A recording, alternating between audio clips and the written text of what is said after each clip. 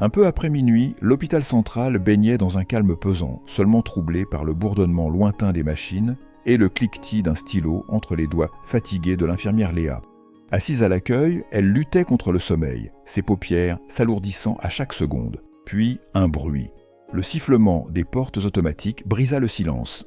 Léa releva la tête, d'abord sans conviction, avant que la scène devant elle ne la réveille d'un coup.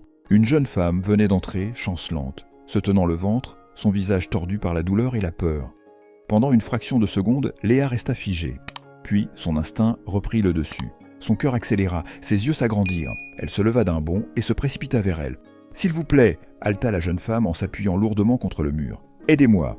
L'infirmière Léa se précipita en avant, la guidant doucement vers une chaise. « Mademoiselle, ça va ? Que s'est-il passé ?»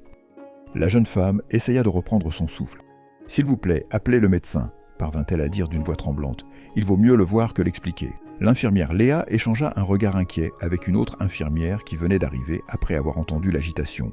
Sans perdre un instant, elle décrocha le téléphone et appela le docteur Aurore, le médecin de garde cette nuit-là. Le docteur Aurore était dans son bureau, en train d'examiner des dossiers de patients lorsque l'appel est arrivé. Elle avait toujours été calme sous pression, connue pour ses mains fermes et son esprit clair même dans les situations d'urgence, mais il y avait quelque chose dans la voix de l'infirmière Léa qui laissait entendre l'urgence. Et cela fit battre le cœur du docteur Aurore. « Une patiente vient d'arriver. Elle semble très angoissée et insiste pour que vous veniez immédiatement, » dit l'infirmière Léa. Le docteur Aurore se leva, attrapa son stéthoscope et le passa autour de son cou. « J'arrive tout de suite. » Quelques instants plus tard, le docteur Aurore entra dans le hall et vit la jeune femme, épuisée et effrayée. « Bonjour, je suis le docteur Aurore. Pouvez-vous me dire ce qui s'est passé ?» La jeune femme leva les yeux, impuissante. « S'il vous plaît, je ne peux pas l'expliquer. Il faut que vous le voyiez d'abord, » murmura-t-elle. « Dépêchez-vous. » Le docteur Aurore pouvait voir la terreur dans ses yeux. Elle acquiesça rapidement, aidant la jeune femme à se relever. « Très bien, allons-y dans la salle d'examen. » Dans la salle d'examen, le docteur Aurore guida doucement la femme pour qu'elle s'allonge sur la table d'examen. Elle remarqua que la jeune femme tremblait et que ses doigts serraient si fort le bord de la table que ses jointures étaient redevenues blanches. « Respirez profondément, » dit doucement le docteur Aurore. « Pouvez-vous me dire votre nom ?»« Stacy, » dit la jeune femme. Le docteur Aurore acquiesça, essayant d'apaiser son anxiété. « Stacy, je vais faire un examen rapide pour comprendre ce qui vous cause autant de douleur. Pouvez-vous me dire où vous avez mal ?»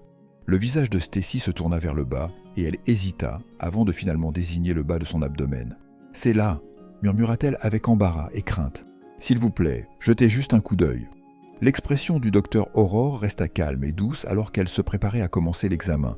Mais lorsque Stacy écarta ses jambes, le docteur Aurore recula, horrifié.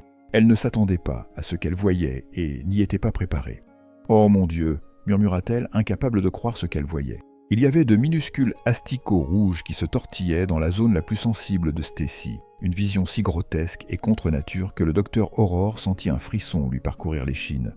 Le visage de Stacy se contracta lorsqu'elle commença à sangloter, attrapant la main du médecin. « S'il vous plaît, docteur, aidez-moi. Je ne sais pas ce qui se passe. Je ne veux pas mourir. » Le docteur Aurore prit une profonde inspiration, se forçant à reprendre son calme. Elle avait vu d'innombrables cas d'infection et de maladie, mais celui-ci ne ressemblait à rien de ce qu'elle avait rencontré auparavant. « Stacy, je vais faire tout ce que je peux pour vous aider, mais j'ai besoin que vous soyez plus forte. » Stacy acquiesça à travers ses larmes, et le docteur Aurore se mit au travail. Elle lui administra soigneusement une injection pour soulager sa douleur, puis commença à nettoyer la zone affectée. Pendant qu'elle travaillait, des questions se bousculaient dans son esprit. Des questions qui n'avaient pas de réponse immédiate. Une fois que le docteur Aurore eut fait ce qu'elle pouvait pour stabiliser Stacy, elle s'assit en face d'elle, essayant de reconstituer ce qu'elle venait de voir. « Stacy, c'est une condition très inhabituelle, » commença-t-elle prudemment. « Je vous ai donné quelque chose pour vous aider à gérer la douleur et j'ai nettoyé la zone, mais j'ai besoin d'en savoir plus sur vos antécédents médicaux. Quand avez-vous remarqué quelque chose d'inhabituel pour la première fois ?» Stacy essuya ses larmes, essayant de se ressaisir.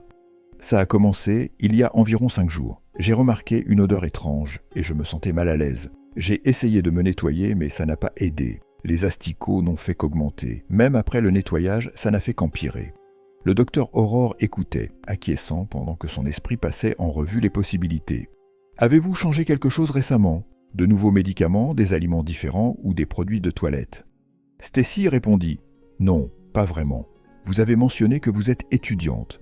restez-vous à l'auberge. Vous avez probablement attrapé ça dans les toilettes communes. » Mais Stacy secoua la tête, déclarant qu'elle restait seule dans une petite chambre et qu'elle était très particulière en matière d'hygiène.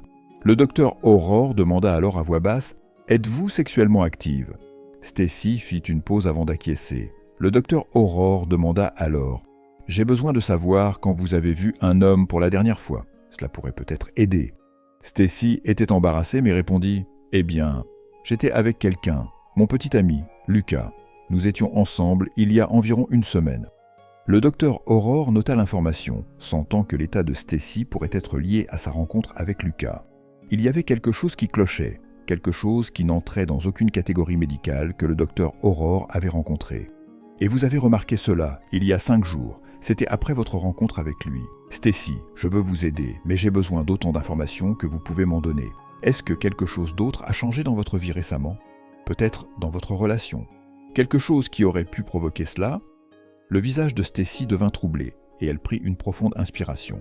« Ça doit être Lucas. Il a changé. Il était toujours gentil, toujours encourageant. Mais récemment, il a commencé à passer du temps avec différentes personnes. Des amis riches, des hommes qui semblaient tout avoir. Il a commencé à agir étrangement, et je ne le reconnais même plus maintenant. » Le docteur Aurore fronça les sourcils, réfléchissant aux paroles de Stacy. « Avez-vous remarqué quelque chose d'inhabituel chez Lucas? Quelque chose qui pourrait suggérer quelque chose hors de l'ordinaire ?» Stacy détourna tristement le regard. Rien d'inhabituel sauf le fait qu'il parlait toujours de vouloir plus de la vie et de vouloir laisser la pauvreté derrière lui. Mais je ne l'ai jamais vu faire quoi que ce soit d'extraordinaire. Il essayait juste de s'intégrer, rien de plus. L'instinct du docteur Aurore lui disait qu'il y avait plus à l'histoire. Elle était bien consciente de certaines croyances surnaturelles et d'histoires de personnes faisant des sacrifices sombres pour atteindre la richesse et le pouvoir. L'idée semblait farfelue, mais après ce qu'elle avait vu, elle ne pouvait pas l'écarter entièrement. Après avoir stabilisé Stacy, le docteur Aurore décida le lendemain matin de consulter un spécialiste pour obtenir un deuxième avis. Elle s'approcha du docteur Martin, le gynécologue senior de l'hôpital, connu pour son expertise dans la gestion des cas rares et complexes. Assise dans le bureau du docteur Martin, le docteur Aurore raconta l'événement, décrivant en détail l'état de Stacy. « Je n'ai jamais rien vu de tel, conclut-elle. C'est presque comme si quelque chose de mystique se produisait là. » Le docteur Martin fronça les sourcils en écoutant. Il avait vu des cas inhabituels au fil des ans, mais celui-ci était nouveau pour lui. « Cela semble inquiétant, admit-il. Et si je suis honnête, cela me rappelle quelque chose dont j'ai seulement entendu parler en passant. Il y a des histoires de personnes souffrant d'étranges afflictions en raison de manipulations spirituelles. » Le docteur Aurore sentit un frisson lui parcourir l'échine. « Vous voulez dire que cela pourrait être surnaturel ?» Le docteur Martin acquiesça lentement. « C'est une possibilité. Il y a des cas où des personnes sont ciblées par des forces obscures, souvent par l'intermédiaire de leurs proches. Stacy a mentionné son petit ami. Il pourrait être intéressant de savoir s'il est impliqué dans quelque chose d'extraordinaire. » Le docteur Aurore était déconcerté. Elle avait toujours abordé son travail avec un esprit scientifique, mais maintenant confrontée à une situation qui défiait toute explication, elle était prête à envisager toutes les possibilités. Le docteur Aurore retourna dans la chambre de Stacy et s'assit à côté d'elle, rempli de sympathie et de douceur. « Stacy, j'ai besoin que vous soyez tout à fait honnête avec moi. Je vais faire tout ce qui est en mon pouvoir pour vous aider, mais j'ai besoin de comprendre tout de votre relation avec Lucas. C'est important. » Stacy baissa les yeux, et une nouvelle larme coula sur sa joue alors qu'elle se préparait à partager une partie de sa vie qu'elle n'aurait jamais pensé révéler. « J'ai rencontré Lucas l'année dernière. Nous étions tous les deux en difficulté. Il venait d'un milieu comme le mien. Pauvre, mais avec des rêves de quelque chose de plus. Nous avions tellement de choses en commun, et pendant longtemps, j'ai eu l'impression qu'il était la seule personne qui comprenait vraiment ce que je traversais. » Le docteur Aurore acquiesça, l'encourageant à continuer. « Et puis, les choses ont changé, » continua Stacy. « Oui, il y a environ 3 mois. Lucas a commencé à passer du temps avec de nouveaux amis. Au début, j'étais heureuse pour lui. C'étaient des gens riches, des gens prospères, avec du pouvoir. Ou du moins, c'est ce qu'ils semblaient être. Mais quelque chose chez eux ne me semblait pas juste. « Que voulez-vous dire ?» demanda le docteur Aurore, sa curiosité étant à son comble. La voix de Stacy devint plus douce. « Il y a une nuit dont je me souviens. Il est rentré tard à la maison, agissant étrangement. Ses yeux étaient différents, froids, presque comme s'il était quelqu'un d'autre. Il a parlé de vouloir échapper à la pauvreté, disant qu'il en avait marre d'attendre sans fin. Il a dit qu'il ferait tout ce qu'il faudrait pour être riche. » « Vous a-t-il dit ce que ce « tout ce qu'il faudrait » pourrait être » demanda doucement le docteur Aurore. Stacy secoua la tête. « Non, il était vague. Mais je pouvais le voir dans ses yeux, il était sérieux. Il n'écoutait pas quand je lui demandais de faire attention et de se souvenir que tout ce qui brille n'est pas or. Le docteur Aurore acquiesça avec méfiance. « Stacy, je sais que cela peut sembler inhabituel, mais je pense qu'il est possible que Lucas se soit impliqué dans quelque chose de dangereux, quelque chose qui vous a également affecté. Je veux vous aider à trouver des réponses, et il existe un moyen d'y parvenir. » Stacy leva les yeux, curieuse. « Que voulez-vous dire ?» Le docteur Aurore prit une profonde inspiration. « Je pense que nous devrions essayer de contacter Lucas. Je veux que vous l'appeliez, et pendant que nous parlons, je veux que vous fassiez comme si tout allait bien. Gardez le calme, faites-le se sentir à l'aise, et voyez si nous pouvons lui faire révéler quelque chose qui pourrait nous aider à comprendre ce qui vous arrive. » Le visage de Stacy pâlit. « Vous voulez que je le confronte ?»« Pas directement, » clarifia le docteur Aurore. « Parlez-lui simplement avec désinvolture. Dites-lui que vous ne vous sentez pas bien et voyez comment il réagit. Il écoutera et s'il laisse échapper quelque chose, cela pourrait être un indice vital. Mais si vous remarquez qu'il fait semblant, essayez de le provoquer. Poussez-le à se mettre en colère et à dire des choses sous l'effet de la colère, ce qui fonctionne le mieux. » Stacy prit une profonde inspiration et acquiesça. « Très bien, je vais essayer. Je ferai tout ce qu'il faudra. » Le docteur Aurore lui donna un petit enregistreur, lui disant de le garder près d'elle. Ils composèrent le numéro de Lucas et Stacy porta le téléphone à son oreille, se forçant à rester calme pendant que la ligne sonnait. Après plusieurs sonneries, la voix de Lucas parvint à travers la ligne, désinvolte et impassible. « Stacy, quoi de neuf? Je ne m'attendais pas à un appel de ta part. » Stacy serra nerveusement sa main autour du téléphone. « Salut, Lucas. Je ne me suis pas senti bien ces derniers temps. Je voulais juste prendre de tes nouvelles. »« Tu ne te sens pas bien ?» demanda-t-il d'un ton froid. « Que veux-tu dire ?» Stacy cligna des yeux, essayant de garder sa voix décontractée. « C'est difficile à expliquer. J'ai vécu des choses étranges. Je pensais que peut-être tu en saurais quelque chose. » Il y eut une pause à l'autre bout du fil, et Stacy devint de plus en plus nerveuse avant que Lucas ne se mette à rire, un son creux. « Stacy, ne sois pas ridicule. Si tu te sens malade, tu devrais juste te reposer. » Mais Stacy continua, conservant soigneusement son ton. « Mais Lucas, cette chose a commencé après que nous étions ensemble la semaine dernière. Je ne comprends pas, et je pensais que peut-être tu le saurais. » Lucas l'interrompit brusquement d'une voix froide. « Tu poses trop de questions. » Stacy sentit son cœur se serrer. Elle pouvait entendre l'indifférence dans sa voix, le manque d'empathie pour sa souffrance. Il était évident que quelque chose en lui avait changé. « Lucas, s'il y a quelque chose que tu ne me dis pas, s'il te plaît, j'ai besoin de savoir, » implora-t-elle. Finalement, il laissa échapper un soupir frustré. « Très bien. Tu veux la vérité ? J'en avais marre de vivre comme un moins que rien. Je voulais plus. J'avais besoin d'une issue, et tu étais juste au bon endroit, au bon moment. » La respiration de Stacy se coupa dans sa gorge. Ses pires craintes avaient été confirmées. « Qu'est-ce que tu m'as fait, Lucas ?» Un rire résonna à travers le téléphone, très froid et sans cœur. « Rien de personnel, Stacy. Disons que tu m'as été utile. Certains d'entre nous veulent dire plus de la vie. Alors tu étais mon sacrifice. » Les mains de Stacy tremblaient, alors qu'elle tenait le téléphone. Elle avait cru le connaître. Elle lui avait confié sa vie, et maintenant il l'avait transformé en un pion dans son jeu tordu pour la richesse. Le docteur Aurore, qui avait écouté la conversation, fit un signe de tête rassurant à Stacy, signalant qu'elle avait tout enregistré. Stacy finit par raccrocher, toujours sous le choc de la trahison. Le docteur Aurore était maintenant convaincu que l'affliction de Stacy dépassait le domaine de la médecine physique. Elle décida alors d'emmener Stacy auprès de quelqu'un qui pourrait l'aider à comprendre et, espérons-le, à inverser les forces obscures qui l'avaient fait piéger. Elle emmena Stacy à son église pour rencontrer son pasteur, le pasteur Samuel. Pendant que Stacy racontait son épreuve, le pasteur Samuel écoutait attentivement, acquiesçant pendant qu'elle parlait. « Stacy, tu es victime d'un rituel diabolique. Ce que tu vis est le résultat d'un échange spirituel sombre, quelque chose que Lucas a initié sans que tu le saches. Il ne te reste que 3 jours à vivre parce que le sacrifice a réussi. Mais prends courage, il existe un moyen de briser cela. » Les yeux de Stacy se remplirent de larmes. « S'il vous plaît, pasteur, je ferai n'importe quoi. Je veux juste être libéré de cette malédiction. » Le pasteur Samuel acquiesça. « Il y a de l'espoir, Stacy. La puissance de Dieu peut vaincre toute obscurité. Je veux que tu commences à prier les psaumes à partir de maintenant, surtout à minuit lorsque la puissance de la prière est la plus forte. Commence par les psaumes 35, 91 et 109.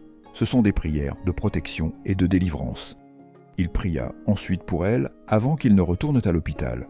Cette nuit-là, Stacy était assise sur le sol de sa chambre d'hôpital avec une Bible sur les genoux. Elle ouvrit le psaume 35 et commença à prier avec les mots « Combat, Seigneur, ceux qui me combattent, lutte contre ceux qui luttent contre moi ».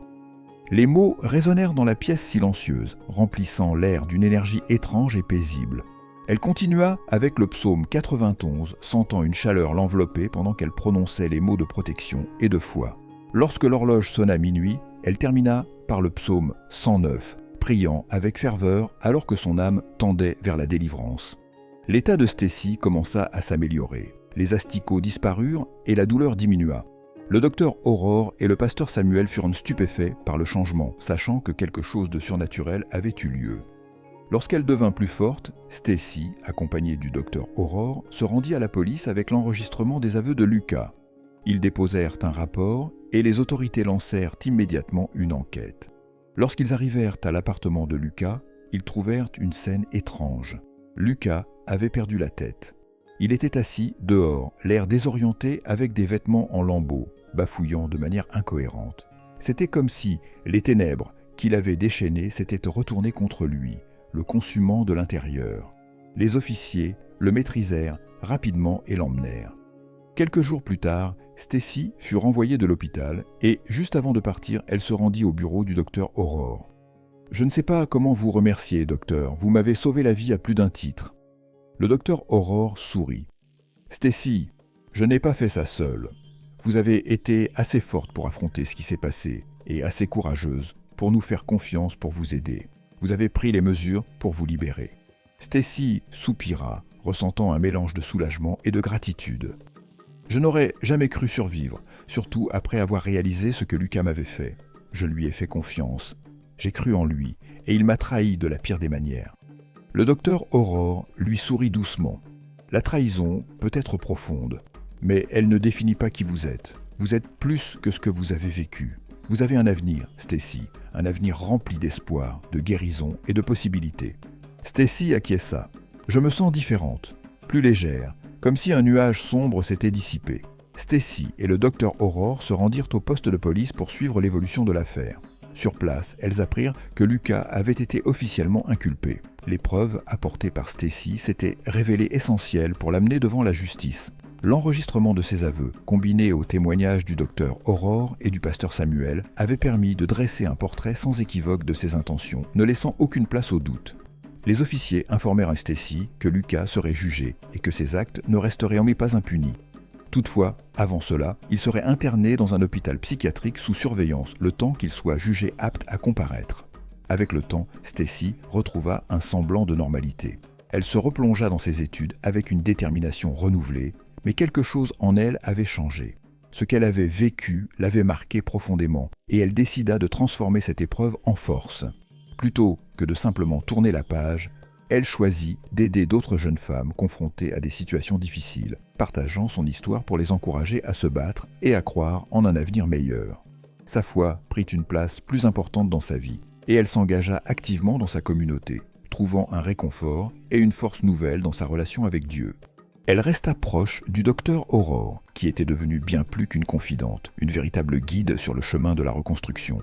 Ensemble, elles entreprirent des actions pour soutenir les victimes, prouvant que même les blessures du passé pouvaient donner naissance à une lumière nouvelle. Merci d'avoir suivi cette histoire. Si elle vous a plu, n'hésitez pas à partager vos impressions dans les commentaires et à laisser un pouce levé.